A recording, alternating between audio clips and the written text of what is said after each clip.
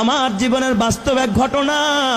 বগুড়ায় কয়েক মাস আগে আমার এক মাহফিল শেষে যখন ছাত্রদেরকে পাগড়ি প্রদান করতেছিলাম, হাফেজ ছেলেরা পাগড়ি নিতেছিল, নাম বলতেছে এক এক ছেলের মাথায় আমরা পাগড়ি পড়াচ্ছিলাম, আলেম ওলামারা সহ। হঠাৎ এক ছেলের নাম বলতেছে মুআজ রহমাতুল্লাহ আলাইহি, নাম বলছে কিন্তু দেখি কোনো ছাত্র সামনে নাই। কিরে মুআজ কই? কয় হুজুর মুআজ তো মারা গেছে। তাইলে নাম কেন পড়লেন? পাগড়ি কারে দিমু? কয় হুজুর পাগড়িটা হাতায়া দেন, মুআজের মা পর্দার আড়ালে বসে আছে, সেখান থেকে পাগড়ি গ্রহণ করুন। প্রত্যেকটা মানুষের দিল নরম হয়ে গেছে। পাগড়িটা হাতায়া একটা ব্যাগে দেওয়া হলো, ছোট্ট একটা বাচ্চা নিয়ে মুআজের মার কাছে পৌঁছায়া দিল। বয়ান শেষে আমি যখন খানা খাচ্ছিলাম, মোহতামিম সাহেবকে জিজ্ঞাসা করলাম, মোহতামিম সাহেব, জীবনে এই অভিজ্ঞতা আমার এই ফার্স্ট যে মৃত ছেলেকেও পাগড়ি দেওয়া হয়। এই কথা বলতেই মোহতামিম সাহেব দেখে কাঁদতেছে, বড় হাফেজ সাহেব পাশে বসা, সেও কাঁদতেছে। আমি কই কাঁদেন কেন? কয় ওস্তাদ, এই মুআজ হলো আমার মাদ্রাসার 1 নম্বরের ছাত্র, আমাদের সম্পদ ছিল। আমার ছেলের জন্য আমার এত মায়া লাগে না যতটা মায়া আমার এই মুআজের জন্য। আমি বললাম এত কি গুণ হয় এই মুআজের? কয় ওস্তাদ, মুআজ 18 মাসে কোরআনের হাফেজ হয়, জীবনে পাগড়ি ছাড়া নামাজ পড়ে নাই, মুআজের বাবা নাই, মুআজের মা বড় অসহায়, এই মাদ্রাসা লিল্লা বোর্ডিং এ মুআজ রে এতিমখানায় ফ্রি খাওয়াই আমরা, চিকিৎসা পর্যন্ত আমরা করাই। আমি বললাম তাহলে মুআজ কেমনে মারা গেল? কয় হুজুর কিছুদিন আগে চিকুনগুনিয়া জ্বর হয়েছে, আমরা ওর মারে খবর দিলাম, বললাম মুআজের মা মুআজের বাসায় নিয়ে যান, চিকুনগুনিয়া জ্বর হয়েছে।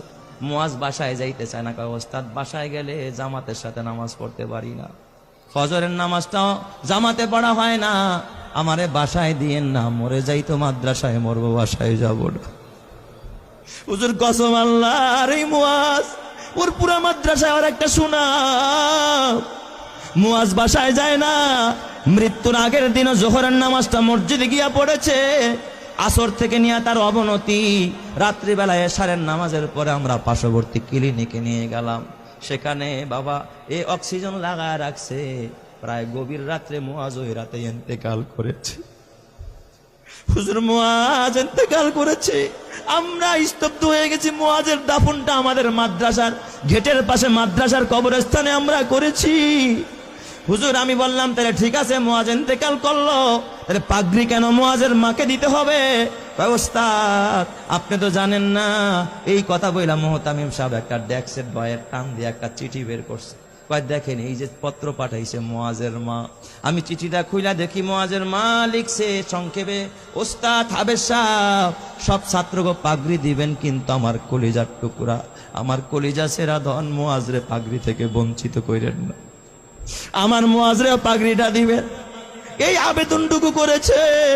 হাফেজ সাহেব মুআজের মারে ফোন দিয়া ব্যাখ্যা চাইলো কেমনে পাগড়ি দিব।